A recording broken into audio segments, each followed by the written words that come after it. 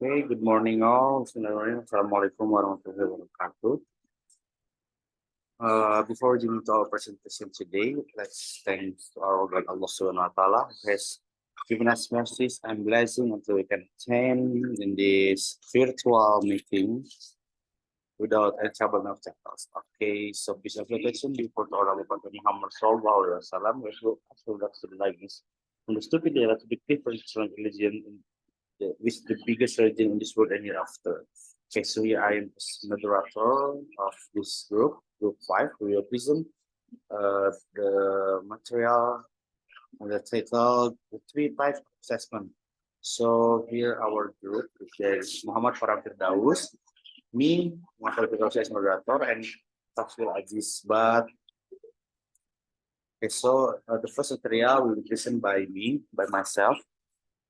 Okay, so talking about the placement test, uh, placement test is an evaluation used to determine a person's proficiency in a specific subject or skills, guiding them to an appropriate educational level or program. So, a placement test is an evaluation used to determine a person's, here, purpose of placement test is used to determine the appropriate level or program of study for students or learners based on their abilities. When the placement test used, it is typically used in college, school, or training institution to ensure that students are placed at the appropriate level based on their abilities. Okay, so the example, a university students might need to take a placement test in mathematics uh, to determine whether they are ready for basic math classes for advanced level course.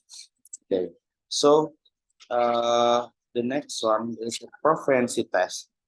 Proficiency tests are uncommon within the classroom, but very frequent as the end aim of language learning. In the classroom, proficiency tests often have a significant backwards effect on the classroom as learners focus their roles to preparing the test item. An exam, an exam so which tests how proficient or skilled someone is in a particular activity, file of study, language, etc.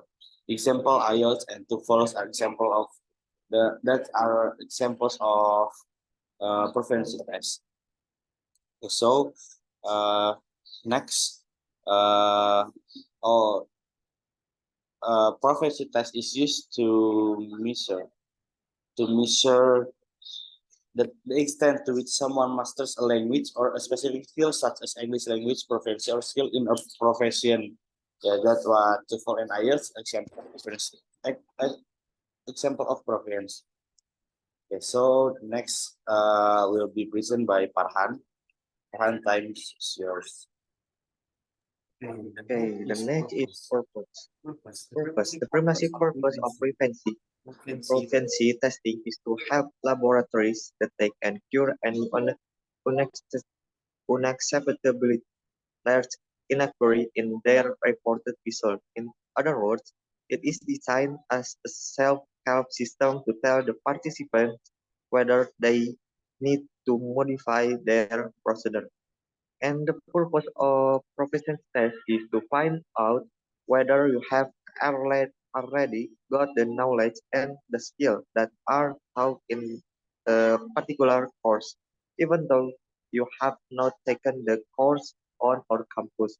If you do well on the proficiency test, you can earn academic credit in the subject, and it is assumed you are prepared to succeed in the subject subsequent course. Next.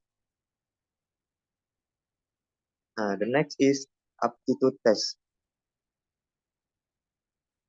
Aptitude tests are used in a various contexts, including recruitment, education, and career development. They are different from achievement tests, which measure what a person has learned or achieved.